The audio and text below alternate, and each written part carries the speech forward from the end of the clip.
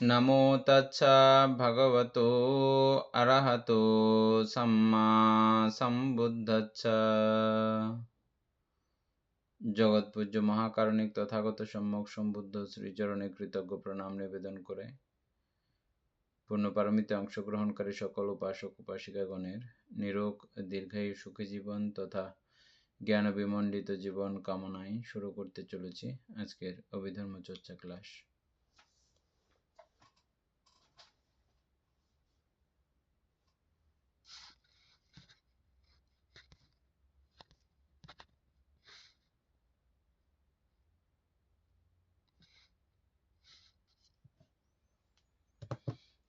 অমিতা বড়, আমরা কত কত পেজের মধ্যে ছিলাম?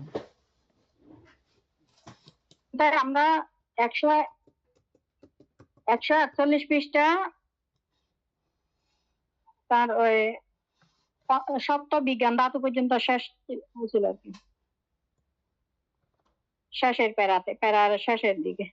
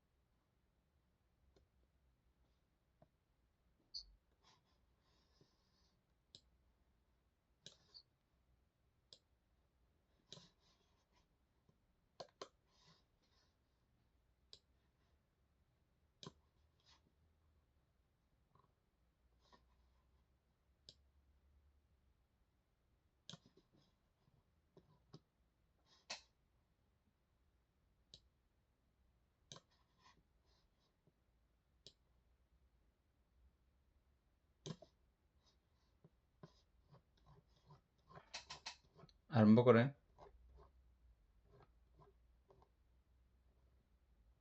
এখানে ওই কালকে সপ্ত বিজ্ঞান ধাতু পর্যন্ত শেষ হয়েছিল বলতে, 5 প্রকার পঞ্চবিজ্ঞান ধাতু, তারপর মনোধাতু ত্রিক, পঞ্চতারাবর্তন সম্প্রতি তিনটা মিলে একটা, তারপর আরেকটা মনোবিজ্ঞান ধাতু, ওই 76 প্রকার মনোবিজ্ঞান ধাতু মিলে একটা।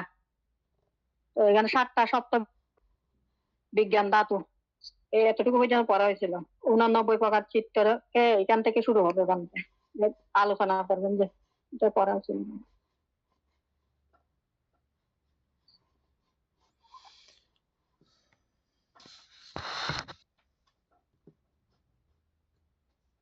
উননব্বই প্রকার চিত্তকে ধাতু অনুসারে বিভাগ করিলে এই সপ্তবিজ্ঞান ধাতুর সহিত অভিন্ন হয়। পঞ্চবিজ্ঞান ধাতু কুশলা কুশলের বিপাক অনুসারে দ্বিপঞ্চ বিজ্ঞান হইলেও পঞ্চ বাস্তুর কীট জানন স্বভাব অনুসারে পঞ্চবিধ। এটা মানে 10 প্রকার গণলেও কিন্তু স্বভাব অনুসারে কিন্তু 5 প্রকার, ওই কৃত্য অনুসারে পঞ্চবাস্তুর কৃত্য জানন, চোখেরটা দেখার কৃত্য জানবে, ওটাই দ্বিপঞ্চ বিজ্ঞান। কুশলে এবং অকুশলে সেভাবে গণলেও কৃত্য হিসেবে চিন্তা করলে, কাছে চিন্তা করলে যে বিজ্ঞানের যেটা কাজ, কৃত্য কিন্তু একই, ওই 5 প্রকারের কৃত্য। পঞ্চবাস্তুর কৃত্য জানন, স্বভাব অনুসারে পঞ্চবিধ, এই কথাই। এখানে ওই 89 প্রকার চিত্তকে ধাতু অনুসারে বিভাগ করিলে সপ্তবিজ্ঞান ধাতুর সহিত অভিন্ন হয়। সপ্তবিজ্ঞান ধাতু এই 89 প্রকার চিত্তকে যদি আরেকভাবেও বলা যায় তাহলে এই সপ্তবিজ্ঞান ধাতু ও বলা যায়, একই কথা আর কি, অভিন্ন মানে একই, অভিন্ন মানে একই কথা। 89 প্রকার চিত্ত মানে সপ্তবিজ্ঞান ধাতু। আচ্ছা, মানে 7 প্রকারের গুণাবলীতে 7 প্রকারের গুণ রয়েছে, এগুলোর মধ্যে এই 89 প্রকার চিত্তকে করলে, বিশ্লেষণ করলে প্রকান্তরে এই 7 প্রকারের ধাতু বা গুণ, 7 প্রকারের গুণ বিশিষ্ট। তারপরে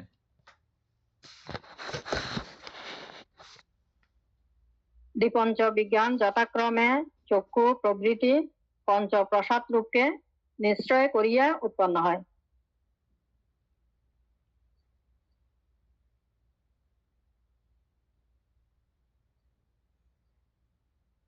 দ্বিপঞ্চ বিজ্ঞান কুশলা কুশলের এগুলো আর কি বলতে, যথাক্রমে চক্ষু প্রভৃতি পঞ্চ প্রসাদ রূপ, যেমন চক্ষু রূপ চোখের সঙ্গে সম্পর্কিত হয়ে উৎপন্ন হবে, এভাবে শব্দ কানের সঙ্গে সংস্পর্শিত হয়ে উৎপন্ন হবে, এভাবে আর কি।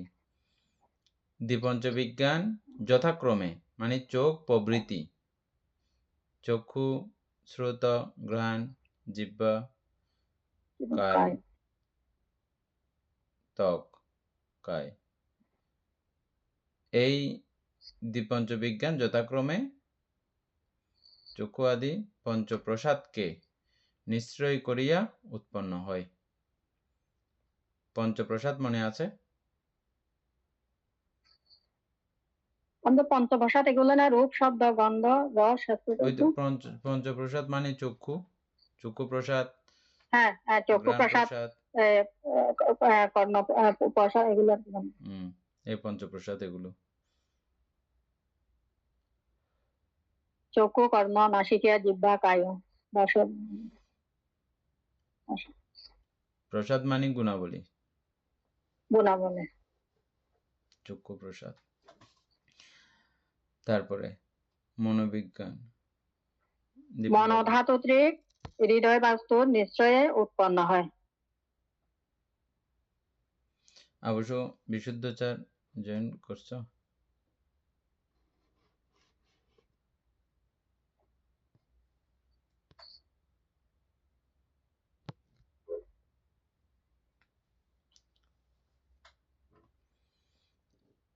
মনোধাতু ত্রিক হৃদয় বাস্তুর নিশ্রয়ে উৎপন্ন হয়। আমরা মনোধাতু ত্রিক পড়ছিলাম না? হ্যাঁ বান্ত। কাকে বলে যে?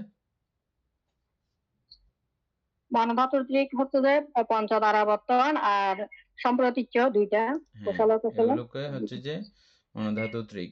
এই মনোধাতু ত্রিক হৃদয় বাস্তুর নিশ্রয়ে উৎপন্ন হয়, মানে হৃদয় বাস্তুর আশ্রয়েই এই মনোধাতু উৎপন্ন হয়।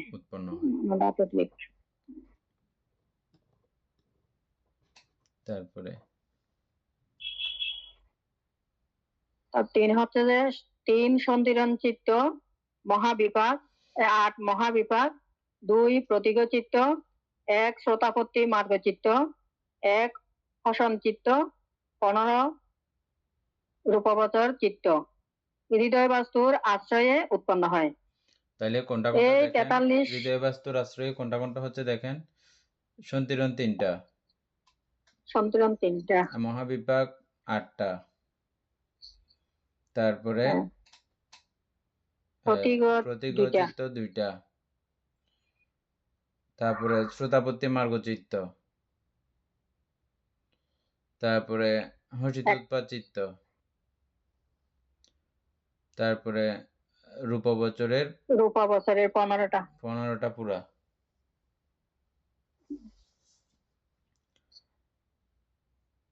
এগুলো হৃদয় বাস্তুর আশ্রয়ে উৎপন্ন হয়, বিনা আশ্রয়ে উৎপন্ন হতে পারে না। সন্ধিরণ চিত্ত 3টা বৃত্তিকরণ তো।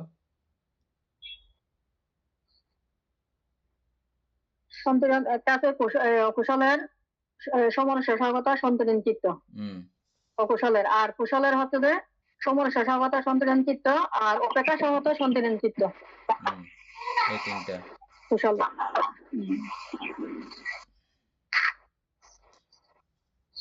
আর মহাবিপাক তো জানেন, মহাবিপাক মহাকুশলের মহাবিপাক গুলা, মহাবিপাক।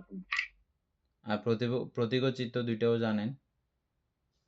হ্যাঁ, প্রতীক চিত্ত হচ্ছে সমনস্য স্বাগত প্রতীক সম্প্রযুক্ত অসংস্কার চিত্ত, আর দোমনস্য স্বাগত প্রতীক সম্প্রযুক্ত অসংস্কার চিত্ত, আর দমনস্য স্বভাবত প্রতিক্রিয়া সম্প্রযুক্ত স্বসংস্কারী চিত্ত। এই দুইটা। আমাদের পুতুল বাবু তো ওই দিন এর উদাহরণটা পারছিলেন, দ্বাদশ অকুশল চিত্তের প্রথম চিত্তের উদাহরণটা পারছিলেন।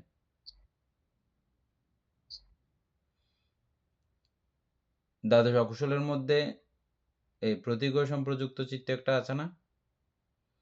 পুতুল বাবু দেখছেন? এটার একটা উদাহরণ দিতে পারবেন?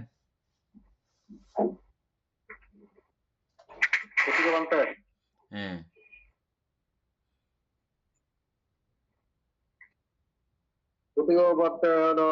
হত্যা করার উদ্দেশ্য আর কি বলতে হয়। একটা উদাহরণ দেন।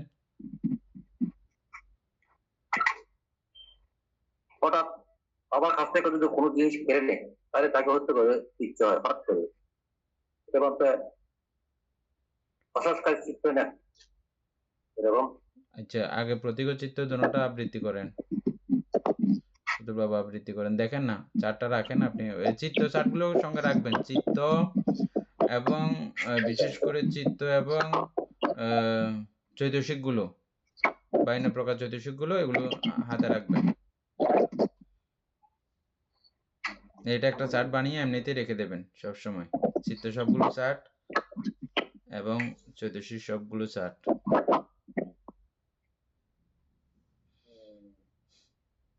বার্ষিক কমিতে বলবো এই প্রতিকার চিত্ত দুইটা আবৃত্তি করেন।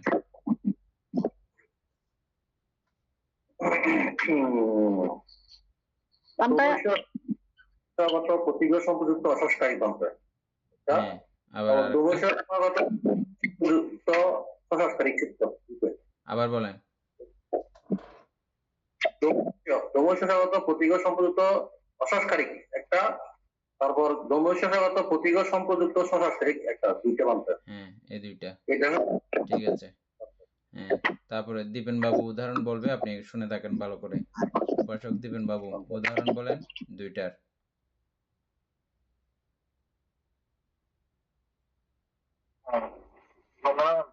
মঙ্গল ওই আমি তো অলরেডি বলতে ওই নেচারটা বলতে আর কি, সংস্কারিক যেটা আপনার চিত্ত ওইটার তো উদাহরণ দিয়ে দিতে। আর প্রথমটা যেটা সেটা হচ্ছে গিয়ে বলতে যেটা নিজে থেকে কাউকে মারা হত্যা করার চিত্ত যেটা উৎপন্ন হয় নিজে থেকে, সেটা হচ্ছে গিয়ে আর কি ওই দমস্যগত প্রতিকূল সম্প্রযুক্ত অসংস্কারিক চিত্ত। ওইটা মূলত আপনার যারা ক্রিয়ার যারা আছে আর কি, যারা মানুষকে হত্যা করে হত্যা করে থাকে আর কি, তো ওদের ক্ষেত্রে এটাও কোনো হয় আর কি।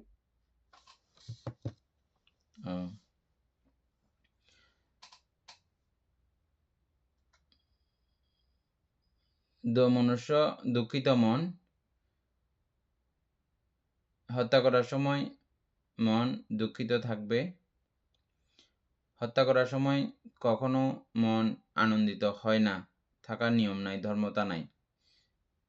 আমরা বাহ্যিকভাবে অনেক সময় হত্যা করার সময় কাউকে খুব আনন্দ নিয়ে হত্যা করতে দেখি।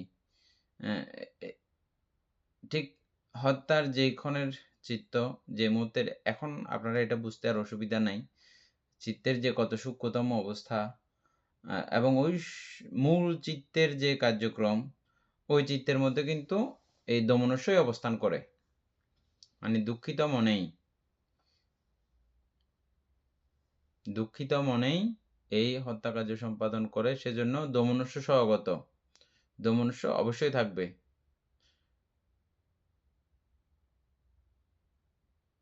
তারপরে হনন করেছে অসংস্কারিক বা সসংস্কারিক ভাবে, দুইটা অসংস্কারিক সসংস্কারিক আপনারা খুব ভালো করে বুঝেন।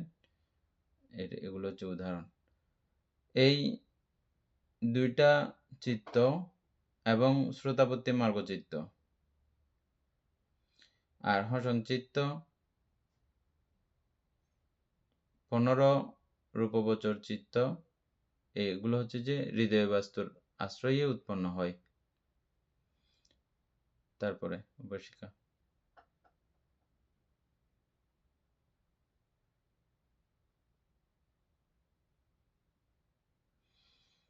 এই 43 চিত্ত বাস্তুর আশ্রয়ে উৎপন্ন হয়, বিনা আশ্রয়ে উৎপন্ন হইতে পারে না।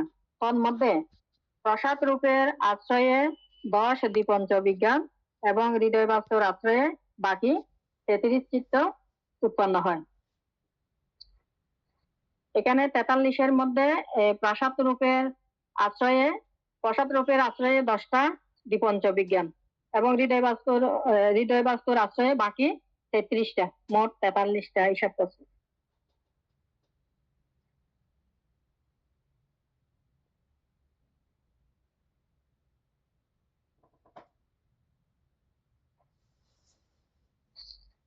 বুঝছেন না এটা?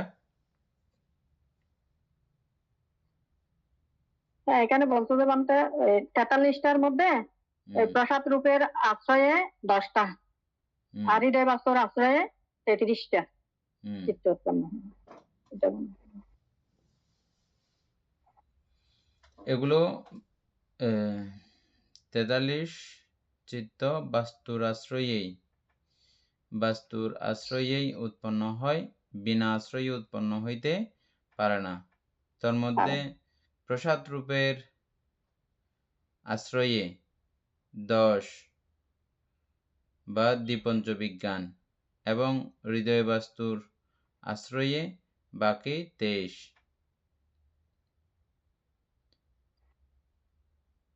উৎপন্ন হয়।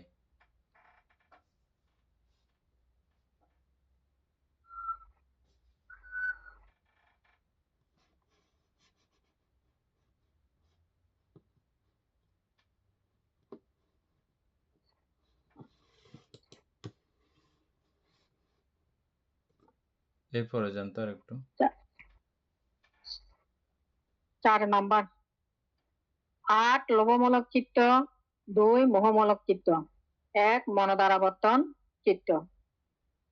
তারপর 8 মহাকুশল, 8 মহাক্রিয়া, 4 অরূপ কুশল, 4 অরূপ ক্রিয়া, শ্রোতাপত্তি মার্গ চিত্ত ব্যতীত 7 লোকোত্তর চিত্ত। এখুনে এই 42 প্রকার মনোবিজ্ঞান ধাতু হৃদয় বাস্তুর নিশ্চয় উৎপন্ন হয়, অনিশ্চয় উৎপন্ন হয়, অর্থাৎ অরূপ লোকে অনিশ্চয়ে উৎপন্ন হয়, কাম ও রূপলোকে নিশ্চয়ে উৎপন্ন হয়। বুঝছেন না? এটা একটু বুঝাই দিতে হবে।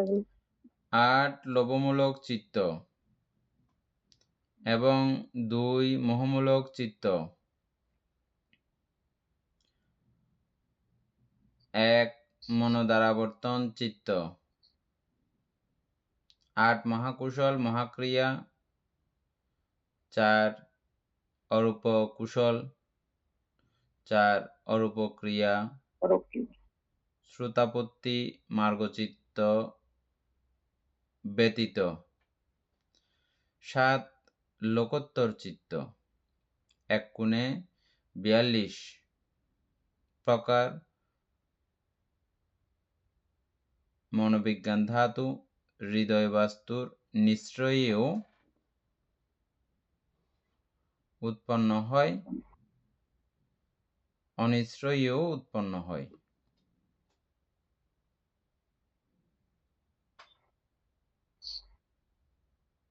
হৃদয় বাস্তুর অনিশ্চয়ী কিভাবে উৎপন্ন হবে এগুলো?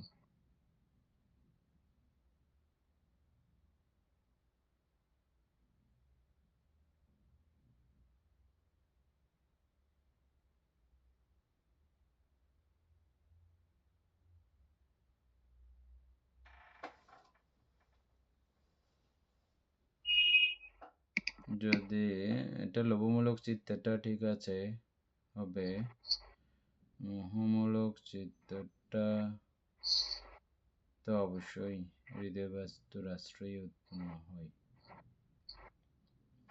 এটা তো মিলতেছে না বোধ হয়। মোহমূলকটা হবে না, হৃদয় বাস্তুর। এটা তো হৃদয় বাস্তুর আশ্রয়ে উৎপন্ন হবে। হৃদয় বাস্তু অনাশ্রয়ে কিভাবে উৎপন্ন হবে এটা তো বুঝতে পারতেছি না। হৃদয় বাস্তুর অনাশ্রয়ে উৎপন্ন হতে পারে যে যেমন অরূপ লোকে তো এখানে ওইভাবে হৃদয় বাস্তু নাই, বুঝছেন এখন? হ্যাঁ, হৃদয় বাস্তু নেই। হ্যাঁ, তো হৃদয় অরূপ বাস্তু লোকের নাই। হৃদয় বাস্তু নেই। তারপরে তাহলে ওখানে তো এই মহামূলক চিত্ত তো আছে, তাহলে এটা হৃদয় বাস্তুর আশ্রয়ী অনাশ্রয়ী দুটোটাই উৎপন্ন হতে পারে। তারপরে লোভমূলক চিত্ত হৃদয় বাস্তুর আশ্রয়ী অনাশ্রয়ী হইতে হইলে এটা উদাহরণ তো বের করতে হবে। হৃদয় বাস্তুর আশ্রয়ী অনাশ্রয়ী, তারপরে সবগুলোই তো না, মনোধার আবর্তন চিত্ত, এটাও হৃদয় বাস্তুর আশ্রয়ী অনাশ্রয়ী উৎপন্ন হয়। মহাকুশল এটা ঠিক আছে, আশ্রয়ী অনাশ্রয়ী উৎপন্ন হতে পারবে। মহাক্রিয়া হতে পারবে। তারপরে অরূপবচর এটা তো হতে পারবে, ঠিক আছে, অরূপ ক্রিয়া হতে পারবে। শ্রুতাপত্তি মার্গচিত্ত শুধু আশ্রয়ী অনাশ্রয়ী দুটোতেই উৎপন্ন হয়। না, এটা ছাড়া শ্রুতাপত্তি মার্গচিত্ত, ব্যতীত এটা তারা অবশ্যই বলছে। অবশ্যই ইয়া লাগবে, অর্থাৎ হৃদয় বাস্তুর আশ্রয়ী উৎপন্ন হয় শ্রুতাপত্তি মার্গচিত্তটা। এটা ছাড়া বাকিগুলো আশ্রয়ী অনাশ্রয়ী দুই দিক থেকে হতে পারে। বাকি 7টা শ্রুতাপত্তি ফল থেকে শুরু করে বাকি সবগুলো, এটা ঠিক আছে, এটা মিলতেছে, কিন্তু লোভমূলকটা তো বুঝি নাই। এটা একটু প্রশ্ন লিখে রাখেন। আচ্ছা, জানতে এখানে তো পঞ্চবাস্তুর স্বভাব বললে এখানে তো দেখা যাচ্ছে ষষ্ঠ বাস্তুর স্বভাব বড়, মানে এখানে বলছে আর কি পয়েন্ট দিয়ে পরে মনে হয়। বাস্তু 6টা তো, হৃদয় বাস্তু সহ বাস্তু 6টা। এখানে রিক্সের উপরে যে পঞ্চবাস্তু স্বভাব পঞ্চবিধ, হ্যাঁ, কোন জায়গাতে? এই 1 নম্বরের উপরে বলছি। 1 নম্বরে মানে 1 নম্বরের উপরে যেটা দেখা যাচ্ছে পঞ্চবিজ্ঞান ধাতু কুশল কুশলের বিপদ অনুসারে পঞ্চবিজ্ঞান হলো পঞ্চবাস্তুর কীর্তন স্বভাব অনুসারে পঞ্চবিধ।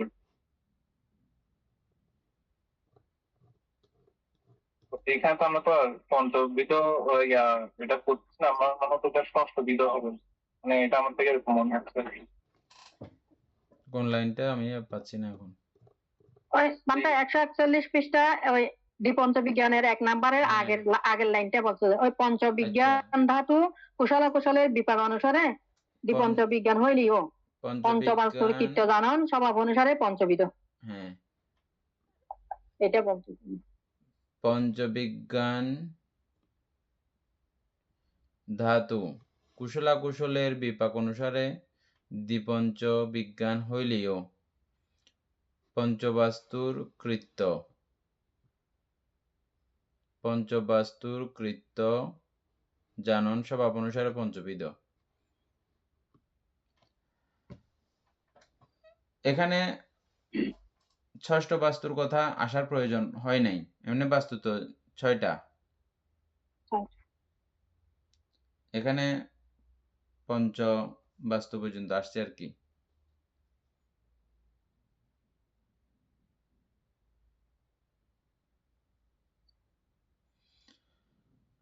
আর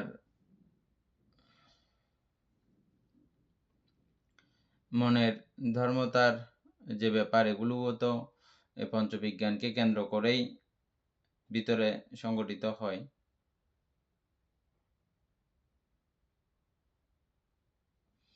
তারপরেও এটা একটা প্রশ্ন বানিয়ে রাখেন।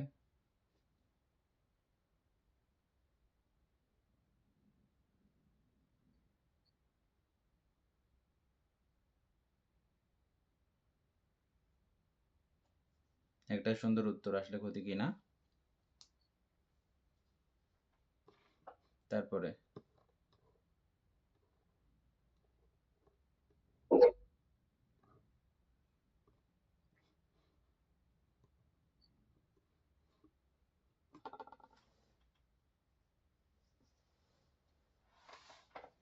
আর এখানে হচ্ছে যে ওই 4 নম্বরের লোভমূলক চিত্ত, লোভমূলক চিত্ত হৃদয় বাস্তুর আশ্রয়ে অনাশ্রয়ে, আশ্রয়ে উৎপন্ন হয় সেটা বুঝতে পারতেছি সুন্দর করে, কিন্তু অনাশ্রয়ে কিভাবে উৎপত্তি হয় সেটা একটা উদাহরণ জানতে হবে। এভাবে একটা প্রশ্ন লিখে রাখেন অমিতা বড়ুয়া। আচ্ছা, আর ক্লাস শেষে আমাকে পাঠিয়ে দিবেন প্রশ্নগুলো। তারপরে এরপরে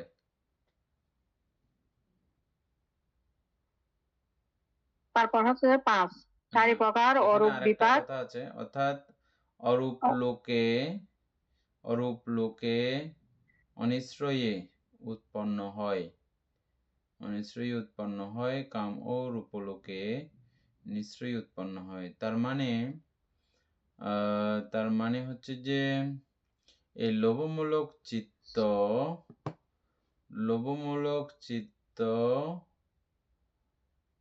অরূপ লোকে উৎপন্ন হয়।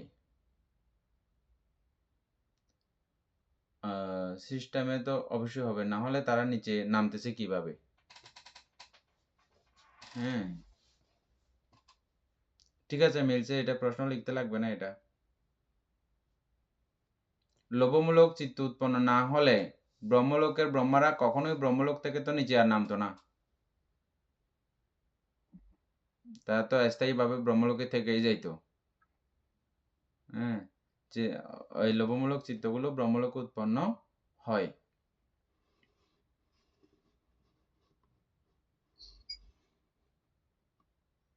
এটা মিলছে, আর কোনো সমস্যা নেই এখানে, ওই নিচের লাইনটা দিয়ে মিলছে আর কি। আচ্ছা, অর্থাৎ অরূপ লোকে অনিশ্চয়ে উৎপন্ন হয়, কাম ও রূপলোকে নিশ্চয়ই উৎপন্ন হয়। হ্যাঁ, তো অরূপের মধ্যে তো এখানে হৃদয় বাস্তু নাই, হ্যাঁ, তো এখানে হৃদয় বাস্তু না থাকলেও বাস্তুর আশ্রয় কোথায় পাবে আবার? কিন্তু চিত্ত উৎপন্ন হয়, এই চিত্তগুলো উৎপন্ন হয় সেখানে,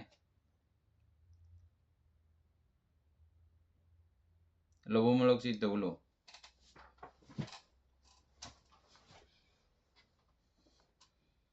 5 নাম্বার। 5 নাম্বার হচ্ছে যে চারি প্রকার অরূপ বিপাক নিত্য হৃদয় বাস্তুর অনিশ্চয়ে উৎপন্ন হয়। এই অরূপ বিপাকগুলো সবসময় অনিশ্চয়ই উৎপন্ন হবে, তখন তো রূপ থাকে না। তাহলে রূপ না থাকলে বাস্তু তো রূপ, হৃদয় বাস্তুও রূপ না, হ্যাঁ, বাস্তু রূপ। তো সুতরাং এটা ঠিক আছে।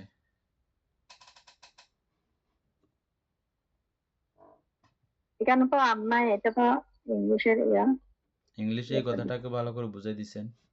কোন কার এটা মিস্টার? আমার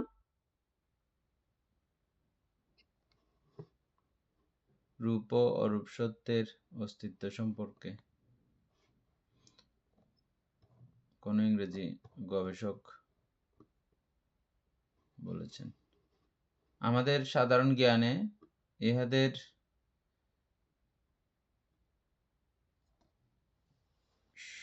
সম্ভাবিতা উপলব্ধি করতে পারি। আমাদের সাধারণ জ্ঞানে ইহাদের সম্ভাবিতা উপলব্ধি করতে পারি, বাস্তবিকতা জন্য উন্নততর জ্ঞান আবশ্যক। অর্থাৎ এটা আমরা জাস্ট করতে পারি, আমাদের সাধারণ জ্ঞানে জাস্ট কল্পনা করতে পারি, বুঝছেন? কিন্তু বাস্তবিকতা বা আপনি বাস্তবে যদি এটাকে উপলব্ধি করতে চান, তাহলে আপনাকে অবশ্যই উচ্চতর জ্ঞান অধিকার করতে হবে। কিসের জন্য? ওই কথাটার জন্য বলছে যে অনাশ্রয়ে যে উৎপন্ন হয় এই চিত্তগুলো, অনাশ্রয়ে কিভাবে উৎপন্ন হবে? যেমন অরূপ লোক আছে, তো এটা আমাদের চিন্তা করতে এখন, এটা এমনি বুদ্ধ বলেছেন আমরা বিশ্বাস করতেছি, মানতেছি, কিন্তু এই বিষয়টাকে আপনি বাস্তবিকতায় যদি আনতে চান, বাস্তবিকভাবে যদি আপনি উপলব্ধি করতে চান, তাহলে আরও উন্নততর জ্ঞান প্রয়োজন হবে, লাগবে। নর্মালি বোঝা যাবে না। প্রকীর্ণ সংগ্রহের সংখ্যাপাত্য বর্ণনা সমাপ্ত হয়ে গেছে। বান্দা এখানে ওই 140 পৃষ্ঠার মধ্যে ও তদালম্বন 11 এটা তো ইয়ে করতে পারি না যে 6 নম্বরে। মানে প্রশ্নগুলো উত্তর সমাধান বাইর হয় নাই না? হ্যাঁ, প্রশ্ন যেগুলো আছে সবগুলো একসঙ্গে রাখেন, আমাদের যেটা যেটা যে যা পৃষ্ঠারগুলোর সমাধান হয় নাই এগুলো ইয়ে করে রাখেন। প্রশ্নটা আমাকে পাঠিয়ে দিবেন আজকে, হ্যাঁ? বুঝছেন?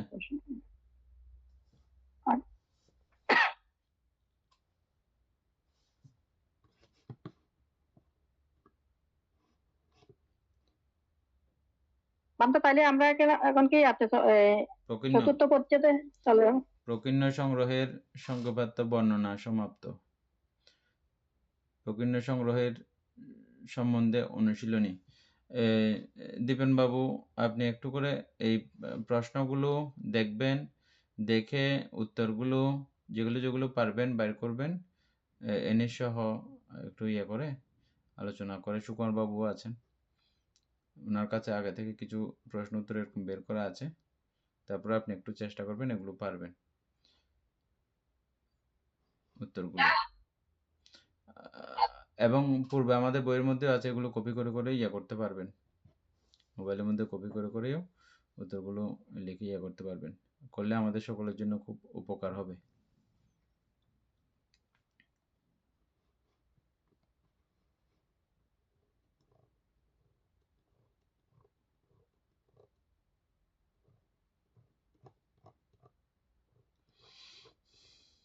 বান্দা এখন কি চতুর্থ পরিচ্ছেদে? হ্যাঁ, জানতে কয়েকজন যদি সাহায্য করে তাহলে ভালো হয় আর কি। অমিত বর্গ সাহায্য করতে পারবে। আর যদি কেউ যদি সাহায্য করতে চায় আমাকে পার্সোনালি মেসেজ করতে বলতে তারা সাহায্য করতে চাই। অমিত বর্গ একটা একটা করে ইয়ে করে দেখবেন, হ্যাঁ? আচ্ছা আচ্ছা, আমি দীপানের সাথে দেখি না, আমি যদি যা পারি কিছু। না পারার কিছু না, এগুলো যেগুলো যেগুলো আমরা বুঝে আসছি এগুলো সব পারবেন। আমাদের পড়ার বাইরে তো কিছু নাই, নাই প্রশ্ন, পড়ার ভিতরে আছে সব, একটু মাথা খাটিয়ে বের করতে লাগে আর কি। সূচনা গাথা।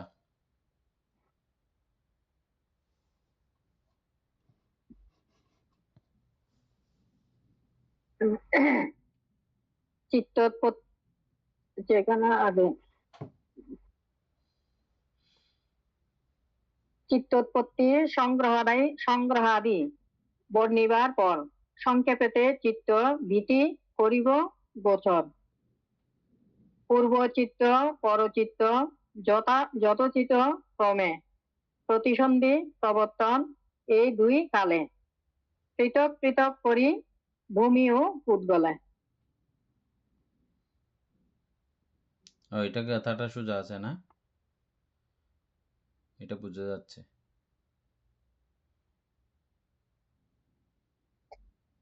আমি তো বুঝাই দেন না।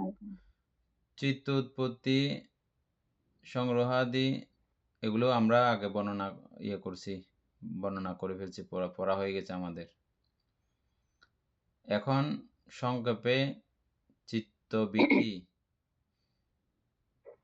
আমাদেরকে জানানো হবে।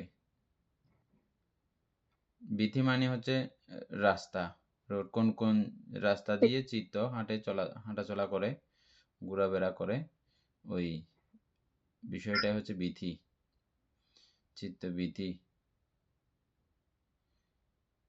এখনো কোনো কোনো জায়গার মধ্যে বিধি ও বলে, রাস্তাকে মার্গও বলে, মার্গ।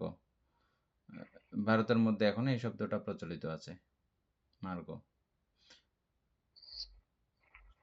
পূর্বচিত্ত পরচিত্ত যথোচিত ভাবে, মানে আগের চিত্ত এবং এর পরের চিত্ত, আগেরটা কি পরেরটা কি, এভাবে যথোচিত ক্রমে। প্রতিসন্ধি প্রতিসন্ধি সম্পর্কে আপনারা জানেন, প্রতিসন্ধি ক্ষণের চিত্ত, তারপরে প্রবর্তন ক্ষণের চিত্ত, প্রবর্তন চিত্ত। প্রবর্তন মনে আছে? জন্মের পর থেকে মৃত্যু পর্যন্ত, এটা না প্রবর্তন? প্রতিসন্ধির পরের থেকে, প্রতিসন্ধি ক্ষণের পরের প্রতিসন্ধির পরের থেকে থেকে চ্যুতি পর্যন্ত, চ্যুতির পর্যন্ত, আগ পর্যন্ত, হ্যাঁ, এটাকে প্রবর্তন। প্রবর্তন বলা হয়। প্রতিসন্ধি প্রবর্তন এই দুই কালে চ্যুতিটা আসে নাই। পৃথক চ্যুতিটা আসে পৃথক নাই। করি ভূমি ও পুদ্গলে, পৃথক পৃথক ভাবে ভূমি ভেদে। 31 লোকভূমি যে আমরা পড়ছিলাম, হ্যাঁ, এটা এই ভূমি না, এখানে বিশেষ করে কাম, না, রূপ, অরূপ আর এবং লোকোত্তর, পুদ্গল, হ্যাঁ, পুদ্গল ভেদে কোন আমরা পুদ্গল পড়ছিলাম না? হ্যাঁ, কান্ত। ওই পুদ্গল ভেদে প্রত্যেকটা বিধি সম্পর্কে আমাদেরকে এই চ্যাপ্টারের মধ্যে আলোচনা করে দেওয়া হবে। এরপরে বিটি সংগ্রহে 6 শ্রেণী, প্রত্যেক শ্রেণীর আবার 6 উপশ্রেণী। ইহাদের প্রত্যেকটি বুঝিতে হইবে যথা 6 বাস্তু, 6 দ্বার, 6 আলম্বন, 6 বিজ্ঞান, 6 বিধি, 6 আকারে বিষয়ে আলম্বনের উৎপত্তি। ভীতিমুক্ত চিত্তে কর্ম নিমিত্ত ও গতি নিমিত্ত, এই 3 প্রকার বিষয়ের উৎপত্তি হইয়া থাকে। পূর্ব পরিচ্ছেদে বাস্তু, দ্বার ও আলম্বন সম্বন্ধে আলোচিত হইয়াছে। তদনুসারে সেই সমুদয় বুঝিতে হইবে। তৎপর 4 6 প্রকার বিজ্ঞান: চক্ষু বিজ্ঞান, শ্রোত্র বিজ্ঞান, ঘ্রাণ বিজ্ঞান, জিহ্বা বিজ্ঞান, কায় বিজ্ঞান ও মনোবিজ্ঞান। দ্বার অনুসারে 6 প্রকার বিধি। দ্বার অনুসারে 6 প্রকার বিধি: চক্ষুদ্বার বিধি, শ্রোত্রদ্বার বিধি, ঘ্রাণদ্বার বিধি, জিহ্বাদ্বার বিধি, কায়দ্বার বিধি ও মনদ্বার বিধি। অথবা তাহাদিওকে বিজ্ঞান অনুসারে বলা যাইতে পারে চক্ষু বিজ্ঞান বিধি, শ্রোত্র বিজ্ঞান বিধি, ঘ্রাণ বিজ্ঞান বিধি, জিহ্বা বিজ্ঞান বিধি, কায় বিজ্ঞান বিধি ও মনোবিজ্ঞান বিধি। এই রূপে দ্বার উৎপন্ন বিধি ও বিজ্ঞান উৎপন্ন বিধি সম্বন্ধ যুক্ত। সর্বশেষ 6 আকারে বিষয়ের আলম্বনের উৎপত্তি এই রূপে বুঝিতে হইবে যে, স্পষ্টতা অনুসারে আলম্বন পঞ্চদ্বারে অতি মহৎ পরিত্য, এখানে একটা টিকা আছে, বা অতি পরিত্য, এবং মনদ্বারে বিভূত বা অভিভূত।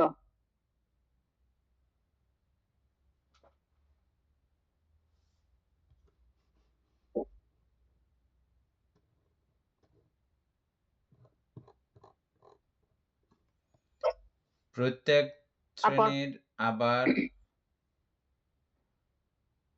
বিধি সংগ্রহে 6 শ্রেণী, 6 প্রকারের মানে আছে, বিধিকে 6 শ্রেণীতে বিভক্ত করা হয়। এটা এই লাইন থেকে আমরা এটা বুঝলাম। হ্যাঁ, আবার প্রত্যেক শ্রেণীর 6টা শ্রেণীর পরেও আবার 6 শ্রেণীকে 6 6 36 আর কি, বুঝছেন? প্রত্যেক শ্রেণীকে আবার 6 শ্রেণী, 6 উপশ্রেণীতে, এটা শ্রেণী, এটা উপশ্রেণী।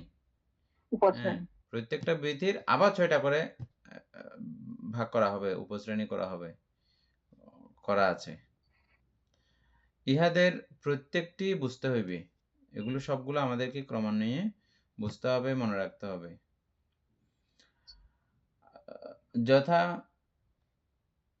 6 বাস্তু, আমরা 6 বাস্তু জেনে আসছি।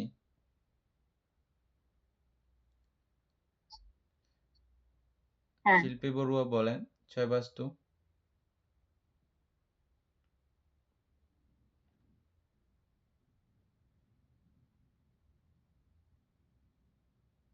আছে শিল্পী বড়ুয়া?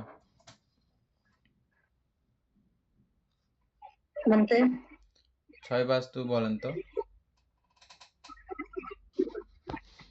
চক্ষুবাস্তু, শ্রোতবাস্তু, জীব, চক্ষুবাস্তু, শ্রোতবাস্তু, ঠিক আছে, মনোবাস্তু সহ হৃদয়বাস্তু সহ 6টা। আর 6 দ্বার পুতুলবাবু বলেন 6 দ্বার।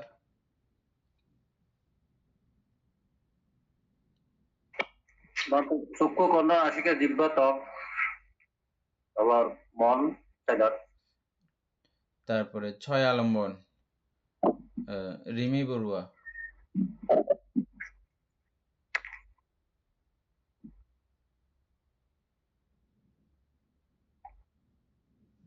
ছয় আলম্বন অমিতা বড়ুয়া বলেন।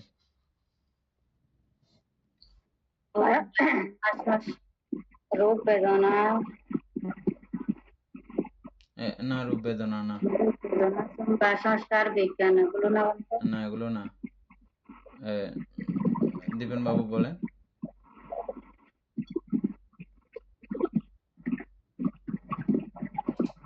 আলম্বন, সপ্ত আলম্বন, গন্ধর্বম্বন, অমিত,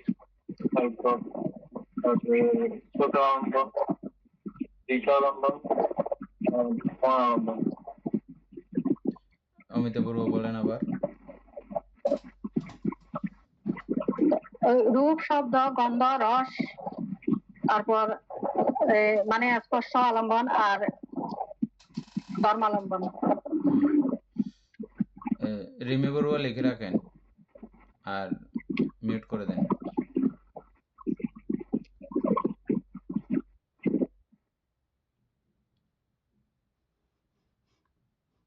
তারপরে 6 বিজ্ঞান,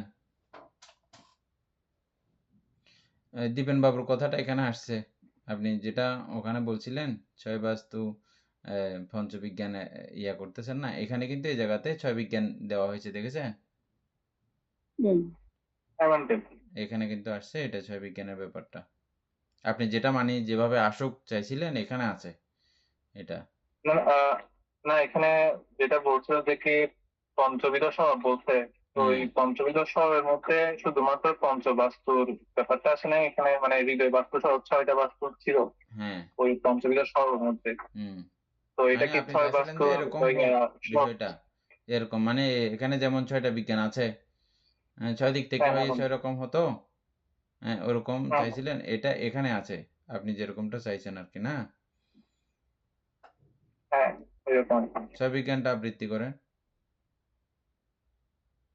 চক্ষু বিজ্ঞান, ছোট বিজ্ঞান, জ্ঞান বিজ্ঞান, জীব বিজ্ঞান, কায় বিজ্ঞান, মনোবিজ্ঞান। তারপরে 6 বিধি,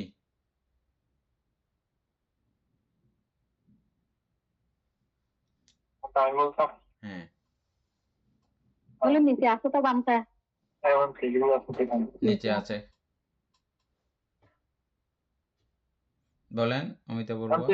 6 বিধি, 6 বিধি হচ্ছে চক্ষুদার বিধি, শ্রোত্রদার বিধি, ঘ্রাণদার বিধি, জিহ্বাদার বিধি, কায়দার বিধি, মনদার বিধি। 6 আকারে বিষয়ের উৎপত্তি, বলেন এটা।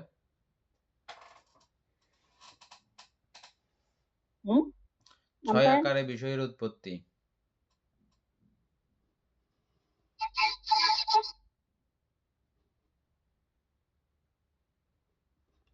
মানে চক্ষুদারের মধ্যে এরকম, প্রশ্নটা বুঝিনি।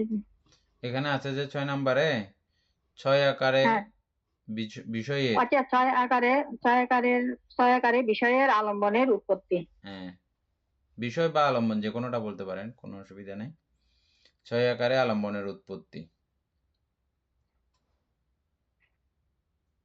মানে এই আলম্বন 6 প্রকার, এই 6 প্রকার 6 আকারে চক্ষু দ্বার দিয়ে উৎপন্ন হলে এটা রূপালম্বন। ওইভাবে 6 আকারে এই আলম্বনের উৎপত্তি হয়, বিষয়ের উৎপত্তি হয়। বিধিমুক্ত চিত্তে কর্ম, কর্মনিমিত্ত ও গতিনিমিত্ত এই 3 প্রকার বিষয়ের উৎপত্তি হইয়া থাকে।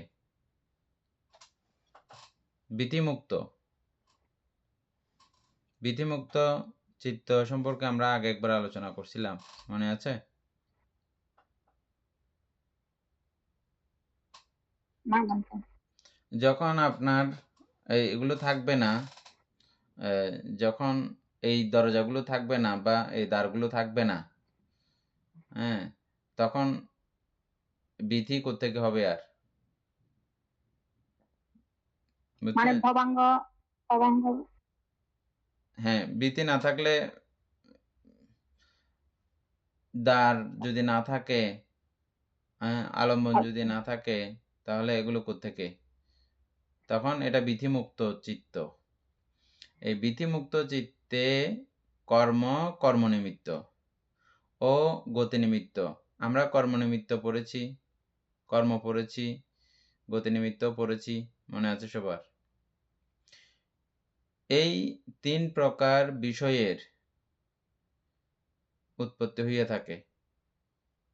কর্মনিমিত্ত সম্পর্কে একটু করে দীপেন বাবু যতদূর মনে আছে বলেন। আমার থেকে মনে নেই একদম। অমিতাভ বলে। ভুলে গেছি জানতে। আমরা কর্মনিমিত্তটা হচ্ছে যে আমরা মানে কোনো কিছু মানে যেগুলো আগে পূর্বে করছি ওগুলো মানে ওগুলো নিয়ে মানে মনে করা ছুটির সময় যদি ওটাগুলো আমাদের মনে আসে। এই যে আপনি ক্লাস করতেছেন, এটা কাজ, হ্যাঁ, ওই কাজটাকে আপনি দেখবেন সরাসরি, কর্মনিমিত্ত, ঠিক আছে? হ্যাঁ। তারপর গতিনিমিত্ত হচ্ছে যে আপনি এই কাজের ফলে বা যে চিত্ত উৎপন্ন হয়েছে বা যে চিত্তের ফলে আপনি যেখানে যেতে চলেছেন, মনুষ্যলোকে আবার পুনরায় আসলে মনুষ্যলোকের কিছু বিষয় আপনি দেখেন, জ্ঞাতিস্বজন, মা বাবা বা মনুষ্যলোকীয় সমস্ত বিষয়াদি এগুলো দেখতে থাকে সে। অথবা যদি সে নরকে যায়, আগুন দেখবে বা নরকের অন্যান্য নারকীদেরকে দেখবে, বা ওনার দেহ যেরকম হতে চলেছে ওরকম করেও দেখতে পারে। এগুলোকে বলা হয় গতিনিমিত্ত। বা স্বর্গে যাবে, স্বর্গের পূর্বাভাস ওনার দেহের মধ্যে অনুভূত হতে পারে, অথবা স্বর্গীয় বিষয়গুলো উনি দেখতে থাকবেন, অথবা অন্যান্য দেবীগণকে দেখবেন, অথবা স্বর্গের বিভিন্ন রমণীয় কিছু দৃশ্য, ফুলবাগান সহ যাবতীয় দৃশ্যগুলো উনি দেখবেন। এটা কিন্তু ওনার কর্ম না, কর্মনিমিত্ত না, যে এই কর্মগুলো উনি করেন নাই। কর্মের ফলশ্রুতিতে যেদিকে উনি যেতে চলেছেন ওই বিষয়গুলো, এইগুলোকে বলা হয় গতিনিমিত্ত। আমাদের কর্মনিমিত্ত কখন দেখতে পারি না? পূর্বে আমরা যে কাজগুলো করেছি চ্যুতিকালে আর কি, চ্যুতির সময়ে কর্মনিমিত্তটাও চ্যুতিকালে দেখা যাবে। হ্যাঁ, চ্যুতির সময়ে এগুলো এটা ধর্মতা অনুসারে, মানে কর্মশক্তি বলে, চিত্তশক্তি বলে এগুলো উৎপন্ন হবে, এরকম। এই কর্মনিমিত্ত গতিনিমিত্ত দুইটাই চ্যুতিকালে দেখা যায়। হ্যাঁ।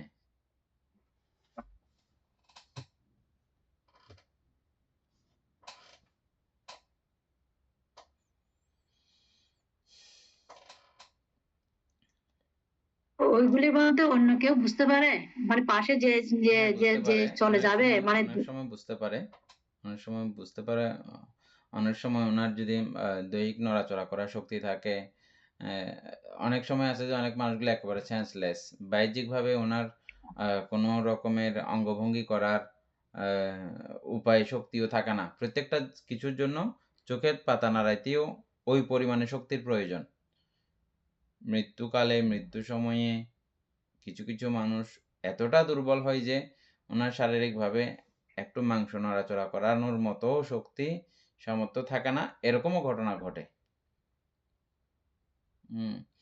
তারপরে আবার এরকমও আছে এই কর্মনিমিত্ত, গতিনিমিত্ত এগুলো দেখে আবার ওখান থেকেও ব্যাক করে আবার বেঁচে ফিরে উঠে এরকমও আছে। মানে ওগুলোও দেখা হয়। এগুলো দেখা হয়ে যায়। দেখে টেকে আবার ব্যাক ফিরে আসে। এরকমও ঘটনা অনেক ঘটে। হ্যাঁ? মানে ওখানে চলে যাচ্ছিল কিন্তু। হ্যাঁ? এরকম অনেকজনের কাছ থেকে সরাসরি শুনেছিলাম আগে। এবং বই পড়েও দেখেছি।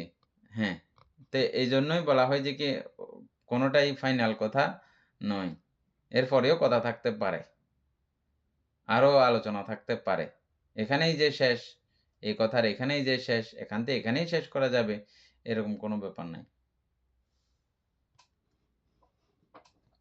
তারপরে হচ্ছে যে তাহলে তাহলে বিধিমুক্ত এখানে চিত্তে হ্যাঁ, মানে ভীতি মুক্ত চিত্তে লিখছেন, তখন ওই যে মানে যখন ছুটির তখন সময় ভীতি আসবে লাগে না। তখন ভীতি। তখন ভীতি দরকার নাই। হ্যাঁ, তখন ভীতি দরকার নেই। আহ, এগুলো ভীতি ছাড়া কার্যক্রম। হ্যাঁ, এগুলো ভীতিমুক্ত।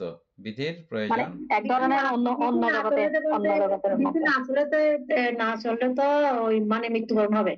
ভীতি না চলাচল না করলে না ভীতি চলাচল যতক্ষণ না না করলে মৃত্যুবরণ না হওয়ার কোনো না, কথা নাই। এগুলো এর আগে ব্যাপারটা। হ্যাঁ, যাই হোক আপনাদের সঙ্গে ভীতিটা যারা নতুন আছেন তাদের সঙ্গে ভীতি আলোচনা করা হয় নাই। ভীতিটা আরেকটু গেলে পুরো বুঝবেন ভীতি কি জিনিস। হ্যাঁ, তারপরে এই ভীতি ছাড়াও কি কি কার্যক্রম কেমন হতে পারে না পারে এগুলো আমরা আরো বিস্তারিত করে বুঝবো। আমি তো এখানে ওই ভীতিমুক্ত চিত্তে কর্ম কিভাবে ভীতিমুক্ত থাকে বলতো? হ্যাঁ, কর্মটা কিভাবে ভীতিমুক্ত থাকে? কর্মটা অর্থাৎ এগুলো হ্যাঁ হ্যাঁ একটা আমাদের ভবাঙ্গে যে রেকর্ড করা বিষয়গুলো থাকে হ্যাঁ। এগুলো আমাদের সমস্ত চক্ষু আদি এগুলো সবকিছু কার্যক্রম ক্ষমতায়ন না থাকলেও এটা কর্মশক্তি বলে এই কর্মনিমিত্ত উৎপন্ন হয়। কর্মের গুণশক্তি বলে কর্মনিমিত্ত উৎপন্ন হয়। কর্মের গুণশক্তি বলেই গতিনিমিত্ত উৎপন্ন হয়। এটা আমাদের কর্মশক্তির ফলে।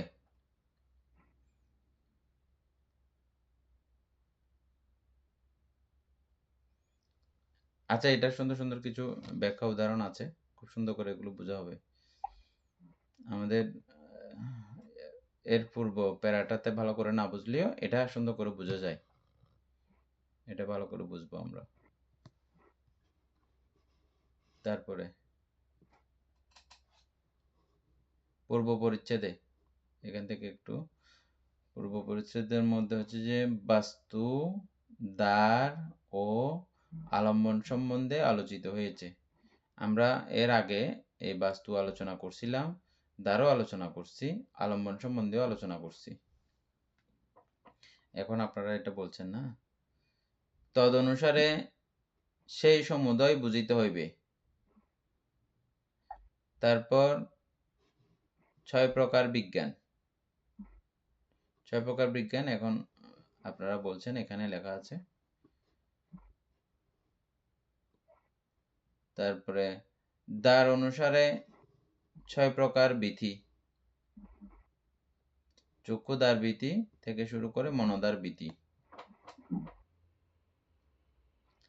অথবা তাহাদিগকে বিজ্ঞান অনুসারে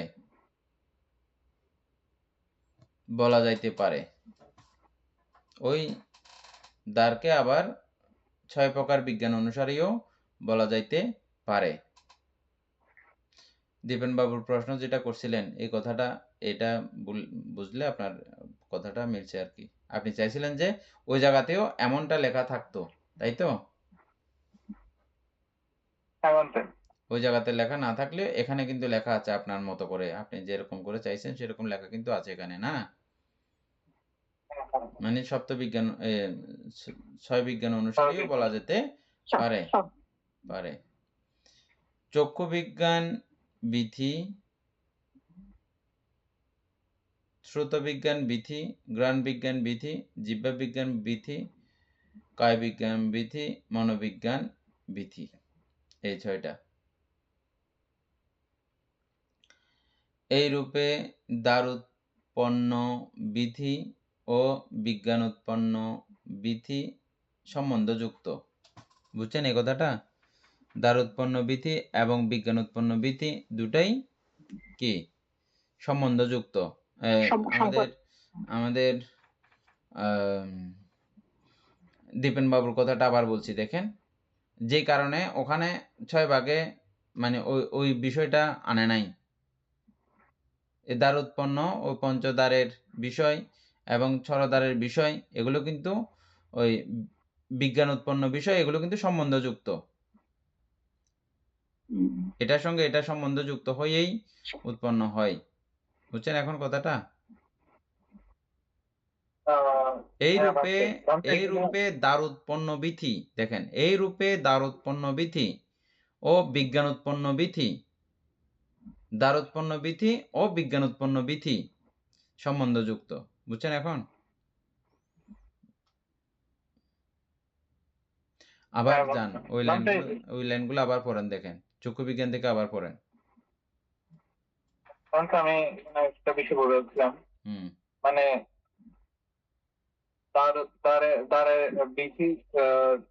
দ্বারোৎপন্ন বিধি আর বিজ্ঞান উৎপন্ন বিধি সম্বন্ধটা মনে হয় এটা এমন না দেখি দুইটা একই অর্থ বুঝাচ্ছে এরকম সম্বন্ধ না, মনে হয় না, ওইটার সঙ্গে এটা সম্বন্ধযুক্ত, মানে এটা ছাড়া এটা হবে না, ওই জাতীয় আর কি ব্যাপারটা।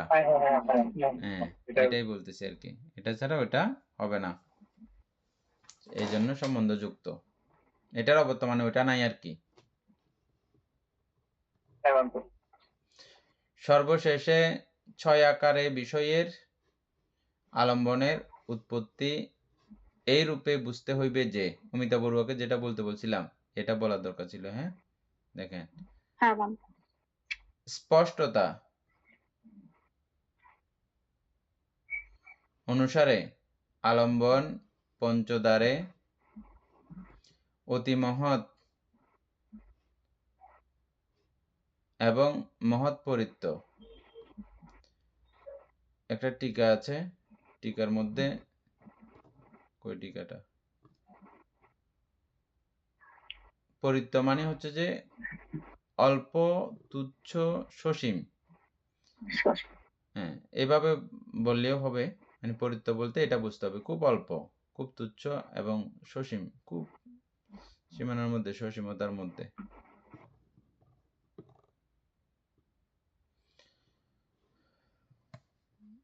বা অতিপরিত্য, অতিপরিত্য মানে আরো সামান্য থেকেও কম।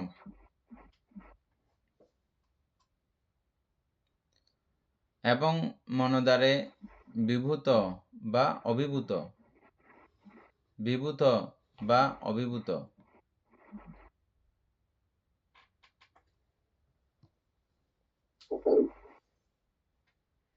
বিভূত বলতে মনদ্বারে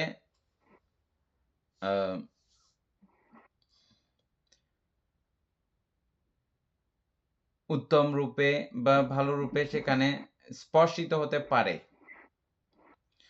আর অভিভূত হচ্ছে যে স্পর্শ হয়েছে মনদ্বারের মধ্যে, এমনটা মানে বলা যাচ্ছে না, আবার স্পর্শ হয়নি এটাও বলা যাচ্ছে না।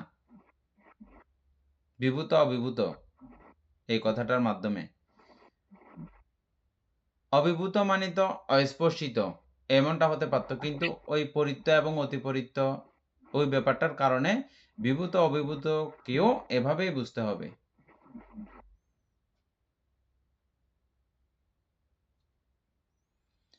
এবার দেখেন পুরো বিষয়টা আবার। স্পষ্টতা অনুসারে আলম্বন পঞ্চদ্বারে অতি মহৎ, মহৎ পরিত্য বা অতিপরিত্য, মনদ্বারে বিভূত অভিভূত। মহৎ পরিত্য মানে এই 6 বিষয়ের 6টা প্রত্যেকটা বিষয় একই রকম করে আমাদের উৎপত্তি হয় না। আমরা আগে একদম প্রথম কিছু বিষয় আলোচনা করছিলাম। কিছু বিষয় আছে আমরা ভালো করে খুব ভালো করে দেখেছি।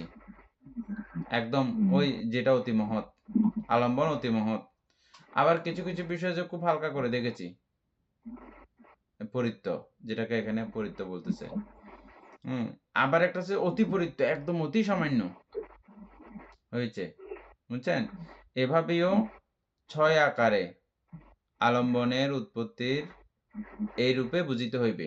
এভাবেও আপনাকে ওই দ্বারের বিষয়টা, বিথির বিষয়টা এভাবেও একবার বুঝতে হবে। পঞ্চদ্বারে এই বিষয়গুলো, মানে পঞ্চদ্বারের মধ্যে এই বিষয়গুলো স্পষ্ট, খুব কম স্পষ্ট, একদম অতি কম স্পষ্ট, অতি পরিত্য যেটা, এবং মনোদ্বারে বিভূত, অবিভূত। পঞ্চদ্বারের বেলায় এভাবে বলতে হবে, আর মনোদ্বারের বেলায় বলতে হবে যে বিভূত, অবিভূত, এভাবে বলতে হবে, বুঝছেন? দীপেন বাবু, পুতুল বাবু, হয়েছে বোঝা না এটা?